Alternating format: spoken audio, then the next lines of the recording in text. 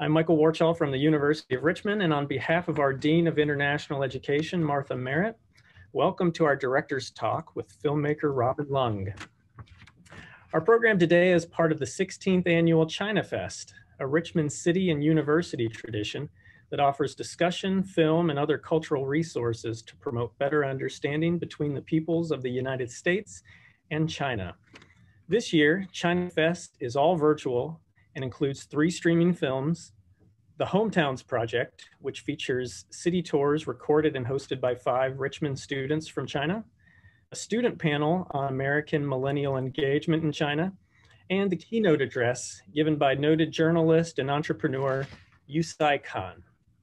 All of these resources are available at richmond.edu/ChianFest. We would like to thank our partners and supporters at the Rose Group for Cross-Cultural Understanding and the Virginia Museum of Fine Arts for their dedication to making this such a successful festival, especially in these COVID times. A graduate of Stanford University and Hunter College in New York City, Robin Lung is a 4th-generation Chinese American who was raised in Hawaii with a 16-year history of bringing untold minority and women's stories to film. She discovered her filmmaking calling after successful careers in book publishing and higher education. Her passion for mystery novels led her to discover Li Ling Ai and an unknown copy of KUKAN.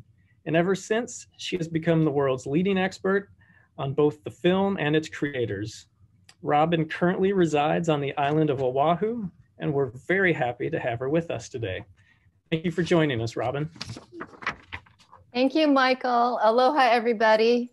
I'm really happy to be here and to have all of you here. Thanks so much for, taking time out to be in this Zoom room.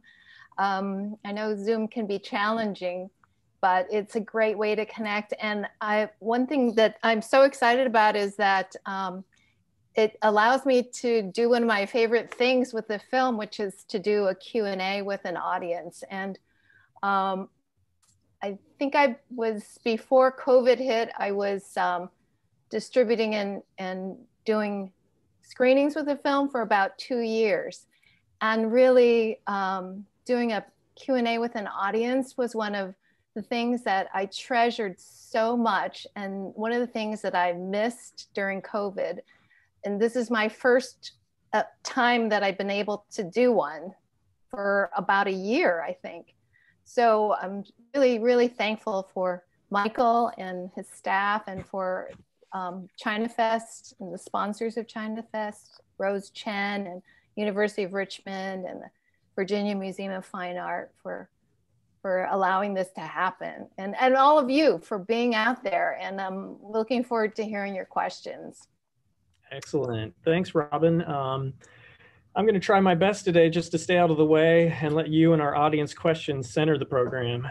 But to start, Robin, could you tell us more about how you got into filmmaking and how you came to learn about KUKAN and Li Ling Ai? Yeah, well, actually, I prepared a little PowerPoint presentation because I heard from other people that people get tired of seeing the same face on Zoom. On a Zoom call. So I'm going to experiment here. Hopefully this will work. I'm going to share my screen and I'm going to just talk for about, 10 minutes about that. And then we'll open it up for questions from all of you who I want to hear from. What I thought I'd do is just give you a little prologue into what, Michael just asked, a little prologue into the making of my film, Finding KUKAN. I think there's a little snippet in the very beginning of the film where I say it took me half a lifetime to discover Li Ling Ai. And I don't really explain what that means in the film, so I thought I'd tell you what that means. I mean, really, I have to reveal my age. I'm 60 years old, so half a lifetime means 30 years, but really it took me 40 years to discover Li Ling Ai. And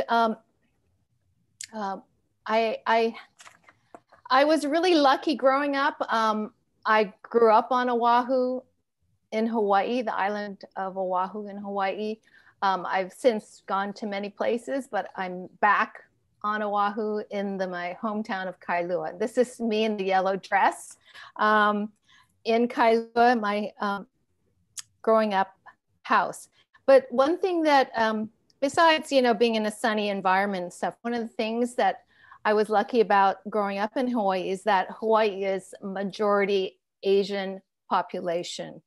And so I never really experienced direct discrimination like many of the Asian Americans I know who grew up on the mainland United States.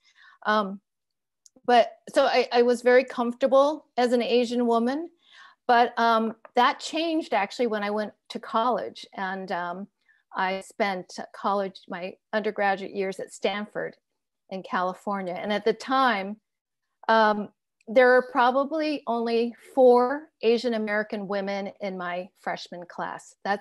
Things have changed a lot since then. But because of that, I started to pay attention about how larger society views Asian Americans and Asian women in particular. And I also started paying attention to how we were depicted in larger media, in books and movies and television. And growing up, the only Asian woman I remember from television shows, and I watched a lot of TV growing up, was this Japanese character from this show called The Courtship of Eddie's Father. And this was a very popular show back in the day. And the Asian woman character was a Japanese housekeeper who took care of the little boy Eddie when his father went to work. And she was played by Miyoshi Umeki, who was a really great actress who won an Academy Award and stuff. But when I was growing up, I didn't think about that. All I thought was, this woman's a maid. I grew up with Chinese and Japanese, Filipino teachers, doctors, politicians. And on TV, the only character who was Asian was a maid. That's what I remember. So when I became a filmmaker, what I really wanted to do was to fill the void. I knew that there were Asian women in real life who were leaders, who were strong characters. And so I wanted to show those. So one of the first big projects I did was about our Hawaiian queen, the last queen of Hawaii, Liliuokalani. And she was a champion for peaceful conflict resolution, much like Gandhi.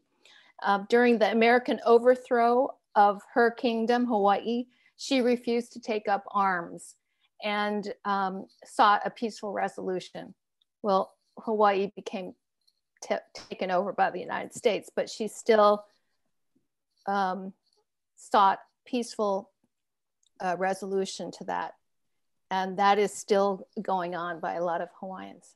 The second big project I took on was as an associate producer on a feature about our Japanese American Congresswoman, Patsy Mink. And she was a champion for gender equality. She co-wrote Title IX legislation back in 1972, which guaranteed equality in education for women and men. And that opened the doors to women in professional graduate schools like law schools, medical schools, and dentistry. So these were 2 really great women in history that I learned a lot from.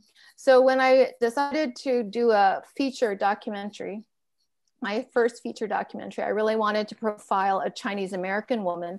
And it was alarming to me that I couldn't think of a Chinese American woman off the top of my head who could carry a feature film.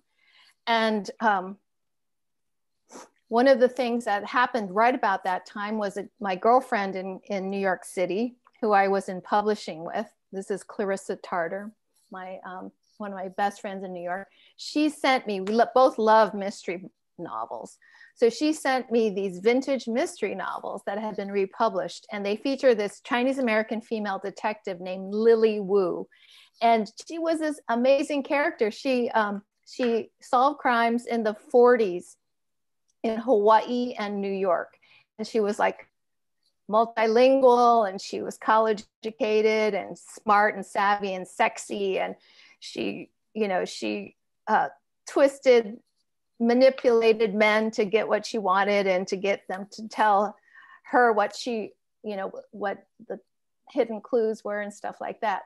So it started me thinking about Chinese women from Hawaii in the 40s. And supposedly this character was a conglomerate of some Chinese women from Hawaii. And I thought, wow, if I could figure out who those women were, I might find a great character for a documentary. So I started researching women from Hawaii in the 30s, and I came across this memoir written by Li Ling Ai. I'd never heard of her before, but the cover flap of the biography mentioned that she had co-produced a documentary named called KUKAN, and that documentary won an Academy Award. And I was just like, what? This woman from Hawaii produced a film about, China that won an Academy Award? What is this? And I looked up KUKAN, and immediately I discovered it was a lost film. And I just knew I had to find out more about it. And it turned out, you saw the film, you saw that I found the film, but actually finding more details about Li Ling Ai's life was more challenging than finding the film. And that also made me really alarmed. Like, if she did this, why wasn't her life recorded more? Why wasn't she celebrated more? Why did she become forgotten? Why didn't I know about her? So Li Ling Ai's, by the way, her memoir is all about her doctor parents in Hawaii. It has very little information about Li Ling Ai herself. So I learned a lot about her parents and her background.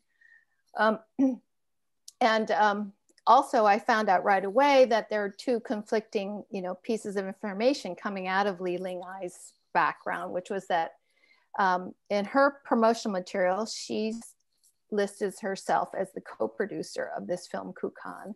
And in the official film credits, she's only listed as a technical advisor.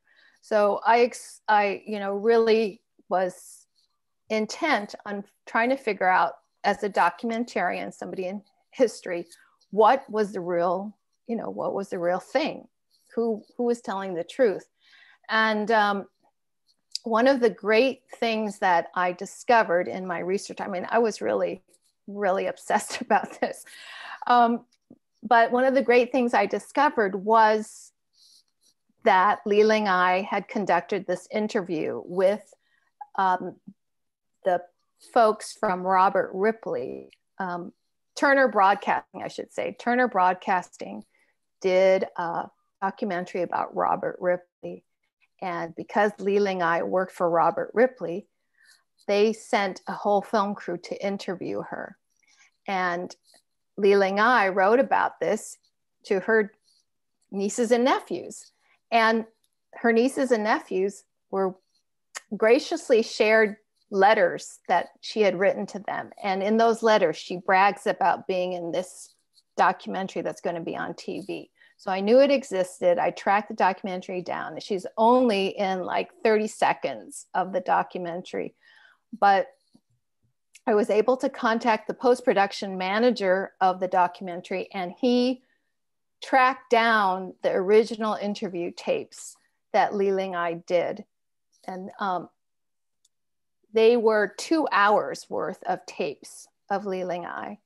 And thankfully, she was a born self-promoter, because the interview, every time the interviewer would ask her about Robert Ripley, somehow she turned the story onto herself, and she talking about herself for about 15 minutes.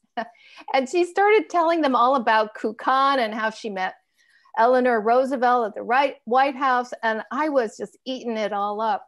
So anyway, she drops a lot of names and clues in this interview. And that made me start investigating history of World War II in Asia, and the experience of Chinese Americans from Li Ling Ai's generation, which happens to be my grandmother's generation.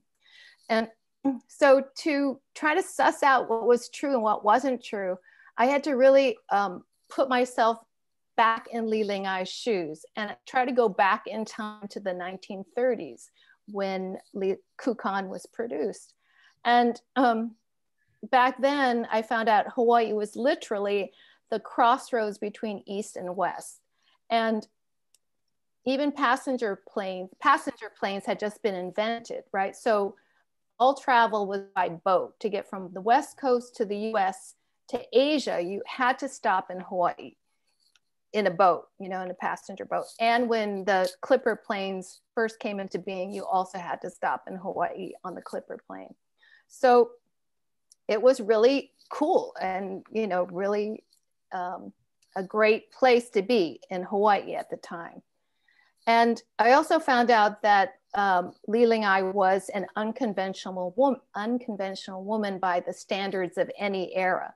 She was learning to fly a plane in 1937. This is a headline from the local newspaper about Li Lingai trying to fly a plane. This was the same year, note, that Amelia Earhart crashed into the ocean on a flight across the Pacific. So, you know, air travel was not safe necessarily at the time, and to be a woman who wanted to learn to fly a plane was quite remarkable. Also, I found out that the idea of making a film back at that time was also daring and difficult, especially in wartime. You know, back then, film strip had to be exposed and developed by special labs before you could even see it. And the camera that Ray Scott used, shown in this picture, could only hold 2 minutes of film. So he had to keep changing film out while the bombs are falling on Chongqing.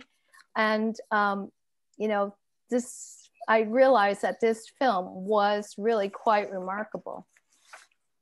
The other striking thing that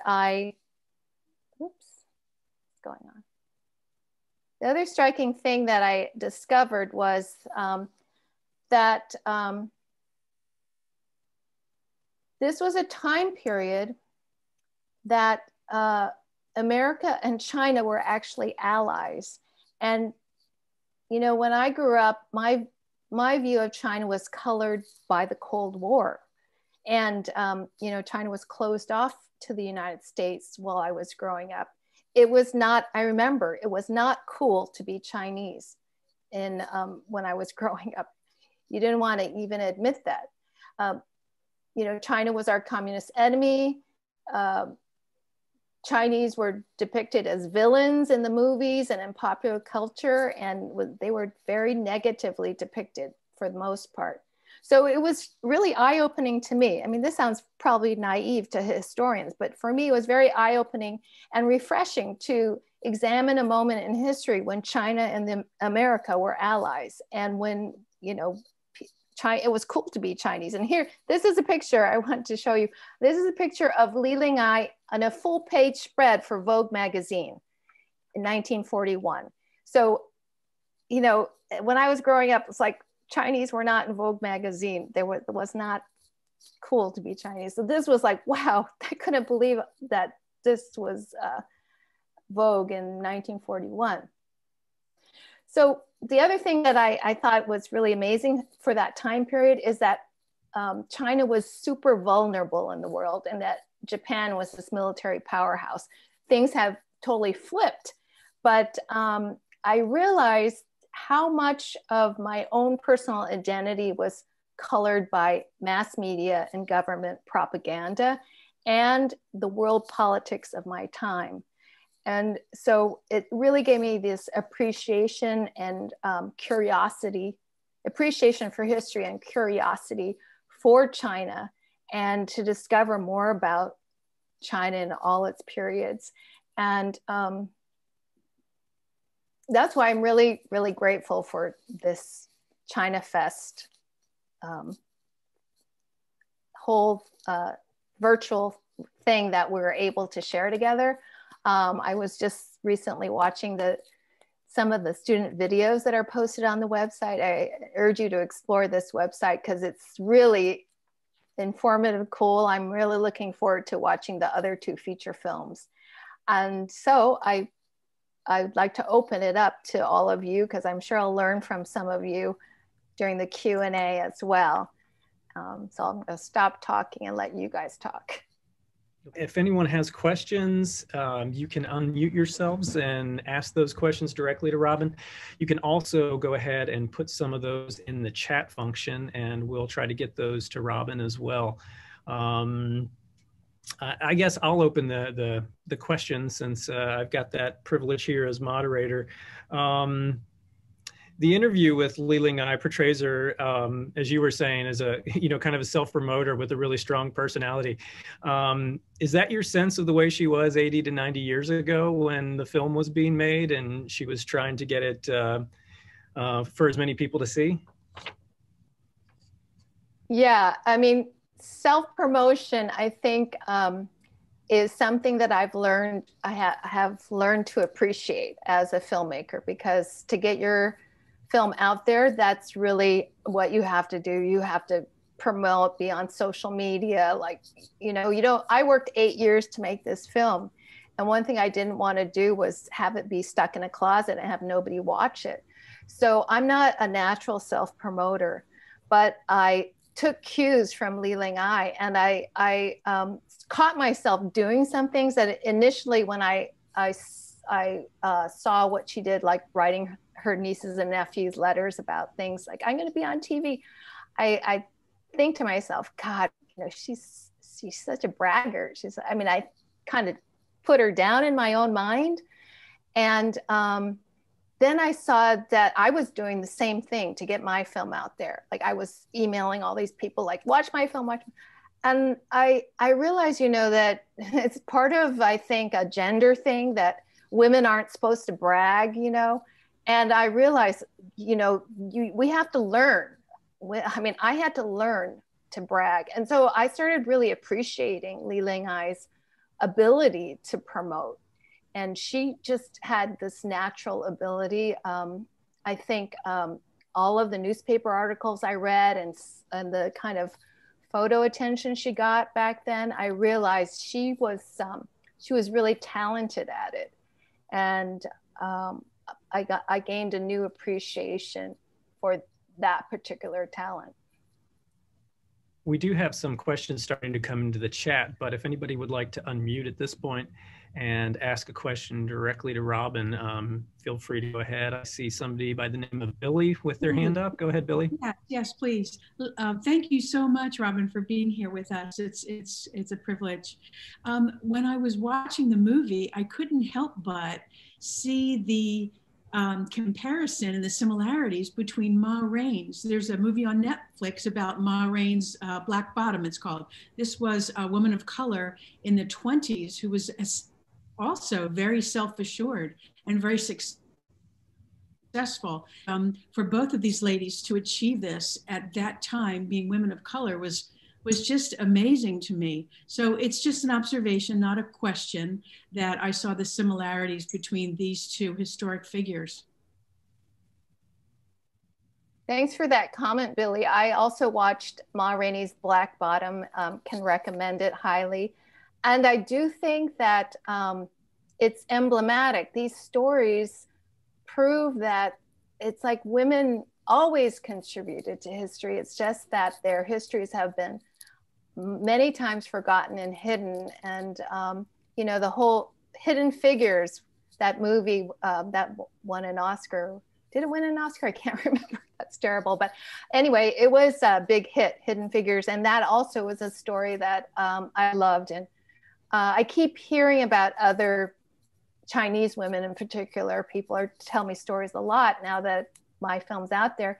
And it's really remarkable how many contributions by women and women of color throughout history have really been ignored and forgotten. And it's a little alarming. I encourage everyone to document their mothers and their grandmothers in whatever way they can, because the other thing I realized, Billy, is that women's history for many, many years got carried forward by their children.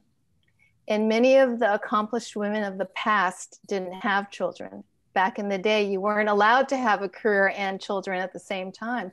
So those women's histories, the women who'd never had children, and this also goes for LBGT history, is very much more vulnerable to being lost. And so that's one of the reasons also I identified with Li Ling-ai and really wanted to document her story, was that she didn't have children. And I felt this sort of kinship because I myself also don't have children. Not that I feel like somebody should do a film about me, but it was something that connected me to her spiritually. Excellent. Thanks, Billy, for that. I'm going to go to one of the questions in the chat, Robin. This is from Stacy Marinelli. She says, your film is amazing. Your in-depth research, the aesthetic framing, the mix of silhouettes, movement, documentary footage. Could you tell us how you got the conversations for the reenactments? Were these taken from letters, etc., or were they more imagined? Stacy, I think, asked us. That's a great question. Thanks for asking that. And I took a lot of care in creating those speeches, and I really didn't want to. It's kind of interesting because the shadows really represent my imagination of what happened, and that's why I wanted to make them shadows. But the speeches, the dialogue came directly from letters and interviews, anything that was in quotes that I found in newspapers that Li Ling-ai or Ray Scott said, I used for the dialogue. So we really were very careful about not putting anything in there that wasn't directly related to quotes. Now, I also learned that newspaper journalists, even the New York Times, they were not fact checking very well, those newspaper journalists back then. So who knows, maybe newspaper journalists might have made up some things, but for the most part, those quotes were actual quotes from the characters. Let's go to another audience question. If anybody would like to unmute, go ahead and please ask Robin that question now. Don't be shy, you guys, because I really like seeing your faces. I'm like stuck here in Hawaii, remember, with just my husband and my cats. Hi, this is Lotus from San Francisco. At the time that you researched the ships that went back and forth, and then the Pan Am Clipper, it used to leave from Treasure Island here in San Francisco Bay. So did you connect any of the history that besides Hawaii, I think before Hawaii, the Philippines was the coaling station for ships who went back and forth. So did Li Ling-ai's herself or any of the Chinese families, you said her parents were doctors, were they involved financially as owners of any of the ships that went back and forth? Or it was pretty expensive to fly back and forth in those days, right? So she did have to have financial means, right? She was Lotus, yeah. Yeah, your question brings up a lot of my memories of researching ship logs, because I found out a lot of interesting information by researching those ship logs. And well, first off, Li Ling-ai's parents were, like I say, upper middle class. They were doctors, but they weren't rich. She was one of 9 children. So they went to colleges, and they had, she went to a private prep school, the same prep school that President Obama went to. So, but they weren't super rich. They didn't own any part of any shipping or airline that I know of. But one of the things I did find out from examining ship logs was that the family did, the older brothers and sisters did go to China and spend time there. Her oldest sister, Mary, married a pretty famous doctor and spent time in Beijing, like 4 years in Beijing at the Peking Medical School. And so Li Ling I had traveled to China before KUKAN started. And the clip of Li Ling I in front of the clipper plane is actual. She did go on the clipper plane. It was the first passenger flight from Treasure Island, which I visited, all the way to China. But she got off in Honolulu. And the reason why I believe, now this is something I haven't been able to determine, she wrote articles in the Oakland paper about her experience on that plane. But one of the reasons I believe she was able to afford that was that she got married in Beijing to a Chinese man from Hawaii, but then she got divorced 5 years later. And during the making of KUKAN, or right beforehand, she was the girlfriend of a pretty famous composer named Rudolf Frimmel. So I believe that she might have been getting, transportation money from him to fly back and forth. But that's just my theory. I haven't been able to, document that, but I do know that she did, as one of her friends said in my movie, she did have a lot of boyfriends. Okay. I'm going to take a question out of the chat here, and it's actually one of the questions I had as well, so I'm glad somebody else was wanting to ask it as well. This question is from Paul, and he asks, can you talk just a bit about how the movie was received when you took it to China? And he didn't say whether it was your film or KUKAN itself, but can you talk about both of those? Yeah, that could be like a whole nother film in and of itself. And I learned so much about, first I'll take KUKAN, which you see in my film, my taking KUKAN to China, and that was my first trip. Oh, actually, that was my second trip. So the first trip, was super eye-opening. The second trip was to deliver KUKAN to the Chinese government in Chongqing. And Chongqing was the World War II capital of China. So the historians there were very, very interested. It was really a moving and profound experience for me to see them watch KUKAN. And I realized that to them, it didn't matter if it won an Academy Award. That was why I was interested in KUKAN. But to them, that wasn't important at all. To them, it was because they were able to see their history that they hadn't been able to see previously. And that was, to see these historians take that in for the first time was really profound. And it taught me what my role as a filmmaker really is, and the kind of importance of filmmaking in general, rather than, of course, winning awards is great, and having accolades is wonderful as a filmmaker, but really in the long term, it's not really all about that. That's really one of the reasons why I am so happy that universities are taking to my film, because I see that as a way of carrying the story forward. And there's some students I know in the audience who have contacted me already, and they're writing papers about my film and KUKAN, so that's really gratifying. The third time I visited China was with my film, Finding KUKAN.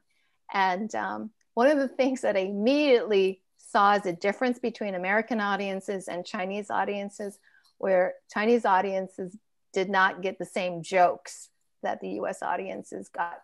I got used to people laughing at certain times in my film, and in China, they didn't laugh. And I thought, oh my gosh, something's wrong. They're not laughing. They not paying, they're bored or whatever. But they weren't, the humor, even though some of the humor escaped them, they reacted to my film in some ways. They were more in tune to the story of the importance of unearthing this document about their own history. of their country, the history of their country. And the other thing that I kind of saw was interesting, especially among young Chinese women in mainland China, was that they looked at me sort of as a role model. I mean, they were really interested in me as a sort of heroine of this story, which I found it was gratifying, but it was very different, I thought, to have those reactions.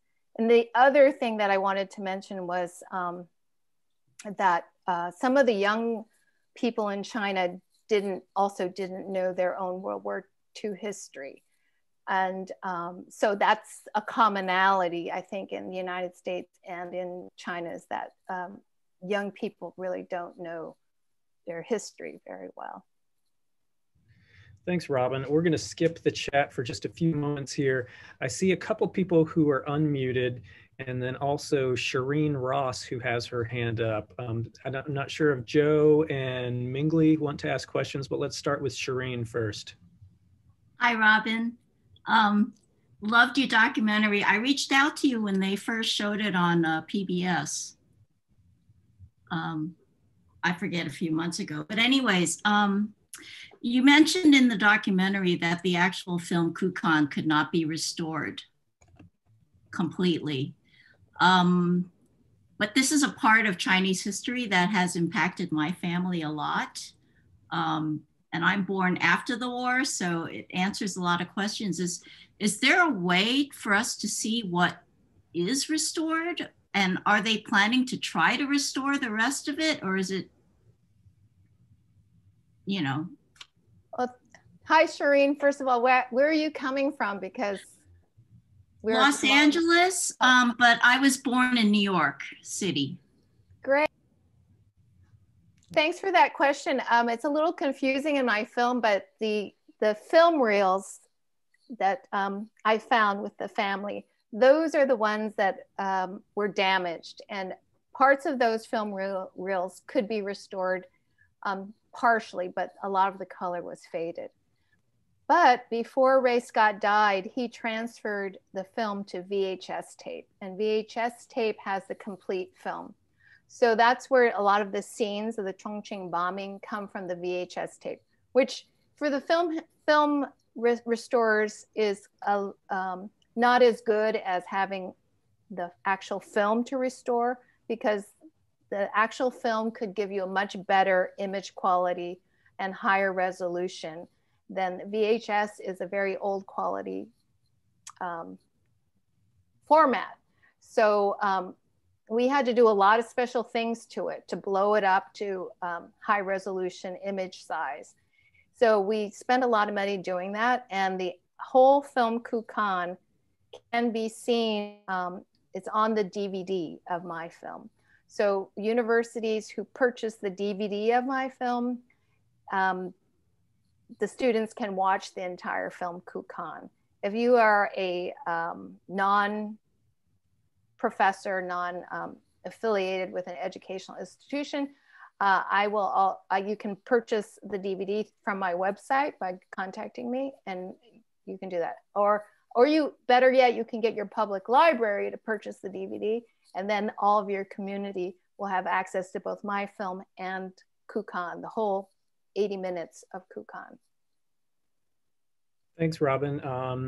Mingli Wong, I see, has a hand up, and she's been waiting. Go ahead. Okay, I'm Mingli Wang. Good afternoon. I was born in China, and I have been in San Francisco Bay Area 7 years. I'm a student now. I study at Lenin College. And my question is, how can Chinese American be recognized by American people? Mingli, that's a great question. And I think, as I said, growing up, when I was growing up, things have changed a lot in the United States for Asian Americans. And there are more and more Asian Americans in the larger community. And so I think that the many, many years of being ignored by mass media is changing, you know. So, but it takes a lot of fighting. And I think one of the answers is coalition building. And amongst filmmakers, we have Asian American documentary networks now forming. There are more Asian Americans elected to the Academy every year now that the Academy has a diversity mandate. So as more Asian Americans get nominated to be part of the Academy, the Academy Awards themselves will become more diverse, and more attention, I think, will be paid to Asian American actors and actresses and Asian American films. But it's a struggle, you know, and I think depending on where you are in Hawaii, like I said, we're part of the majority. So, you know, our local programming is full of Asian American and Pacific Islander stories. But if you're somewhere, you know, San Francisco, I think also probably has a lot of Chinese American content in the media. But if you're somewhere else, maybe Kansas, you wouldn't be able to see that. So anyway, it's a struggle, and I think that it takes a lot of coalition building and to promote things like this, ChianFest, and really word of mouth. You know, are you on Facebook?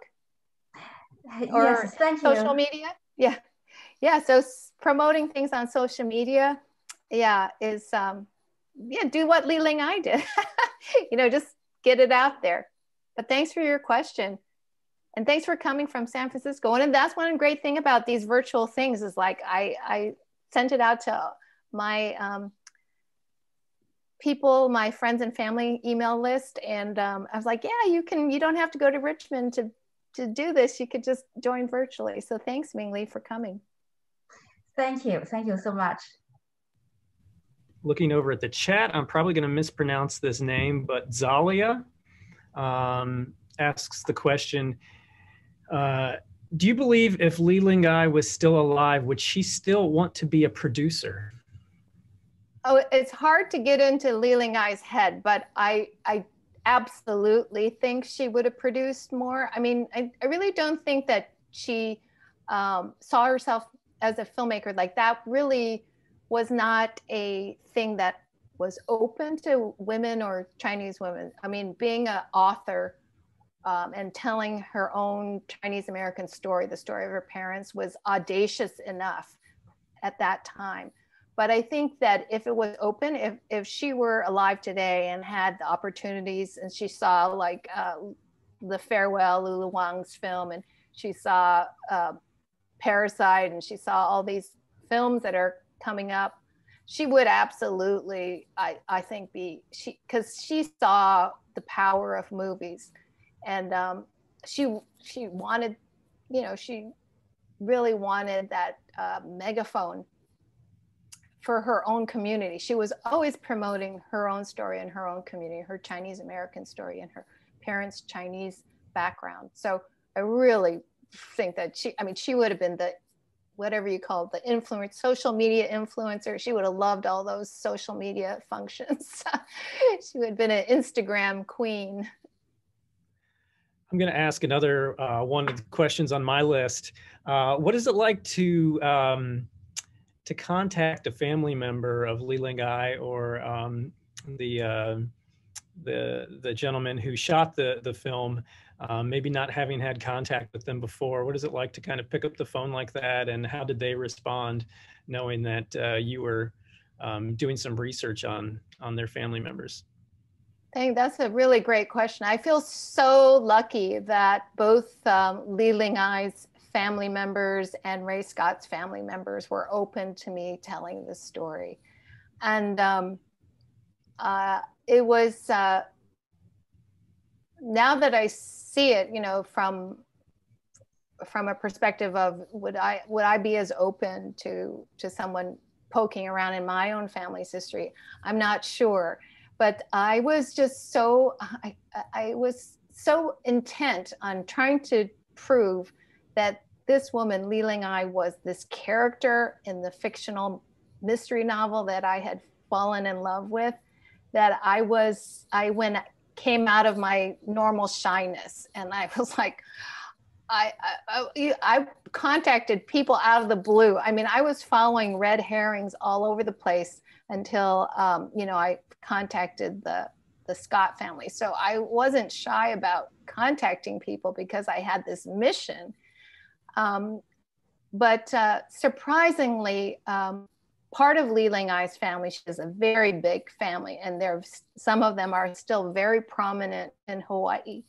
So some of her family didn't want to have anything to do with me or the movie or promoting Li Ling-ai's story. I think that the jealousies in a large family tend to carry over generations. It's really quite remarkable. But half of the family that did support it were, open to me and opened their archives to me. But the interesting thing was that none of Li Ling-ai's family knew the whole story. They kept saying, you know more about our family, you know more about Li Ling-ai than we do. And the same thing with Ray Scott's family. When I, was interviewing them, interestingly, Ray Scott didn't talk about his past life in China or his World War II years very much, because he was very traumatized by those war years. He had PTSD very badly, and his children came in his later life. So I think he had them when he was 50 or something. So anyway, the four sons didn't know the story of KUKAN. They had found these scrapbooks when their father died, and they saw this Chinese woman in the scrapbooks. So when I first contacted Mark Scott, he thought that I might be a long lost half sister, because his father, he said, had told him that he had been married a few times before he married their mother, and they didn't know the identities of the past wives. So when I contacted Mark, he initially thought that I might be a half sister of his. So, but I told him right away that I wasn't related to Li Ling-ai, and I had no evidence that Li Ling-ai married their father. But they were curious, so they were open and curious about their father. But they kept saying, I don't know why you want to tell this story. I don't know who would be interested in it. Because I think to them, their father was just like this, portrait photographer who brought them up in Florida, and he wasn't remarkable in any way to them. But I can imagine after 6 or 7 years of research on the film, after you produced the film and it came out, I'm sure your curiosity about KUKAN and Li Ling-ai didn't end there. Can you tell us if there are any updates from things that you've learned since the film came out that may not have been covered in the film? And do you still have some kind of ongoing relationship with KUKAN?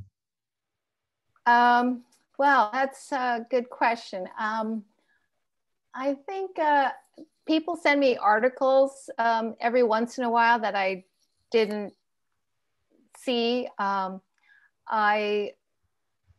didn't have a super strong search engine for local newspaper articles, which have been scanned since then. So I did find out some interesting tidbits that I think proved to me without a shadow of a doubt that Li Ling-ai and Ray Scott had a romantic relationship because they traveled together on a small sailboat between Oahu and Kauai, which is not an easy sail and requires overnighter and all that stuff. But anyway, that's just one thing. But the other interesting thing was a researcher in Los Angeles said that because of my film, they recognized a clip of KUKAN that they had found unmarked in the National Archives. So there's another snippet of KUKAN in the National Archives film, a film snippet, actual film snippet of KUKAN. I think it's like 5 more minutes of the Chongqing bombing that was identified and located at the National Archives after my film was made. So that was pretty exciting. And, you know, we still hope that there will be a full copy of in somebody's basement somewhere of the actual film reels. So, I mean, this is really quite remarkable footage of China, color footage of China in 1939 and 1940. So to have really good, pristine film quality of that would be fantastic. That's, you know, something that perhaps will happen in the far future or near future, who knows. But I always say that my interest was always with the woman and with Li Ling-ai. And in some ways, she will always be enigmatic figure who I suppose most historians who do biographies feel that way, that they'll never know the person that they want to know fully. And so I sort of leave it at that. And I think that it's nice, kind of nice that the film inspires curiosity about her, because everybody who watches the film now has their own idea of who Li Ling-ai is. And I think she would have loved that. Thanks so much for this opportunity. It really has been fun. And I just wanted to say, I don't know if Joe Carter's still there. He's an old friend from Japan. And he was able to join this, even though I don't know if he was able to put his camera on and ask a question, but just because this was virtual, people from so many places got to be here. And so thanks, Michael, again for hosting this. And also everybody out there, if you could just spread the word. The film will be free on ChianFest till the 14th, and then you can watch it via Canopy or Vimeo on demand. And my goal also is to keep KUKAN alive, which can be done by ordering the DVD for your public library, or getting your public library to order the DVD. So that's my last promotional push, led by Li Ling-ai. Well, thank you, Robin. And yes, everybody, please do go out and have your public library try to get a copy for everybody in your community. Robin, thank you. It's been a fantastic, pretty much hour that we've been here going, asking some questions and hearing a little bit more about your film. Everybody who's on, thank you for joining us today. With that, we will wish everyone a good rest of your afternoon, and thank you again for joining us. Goodbye. Aloha, everybody.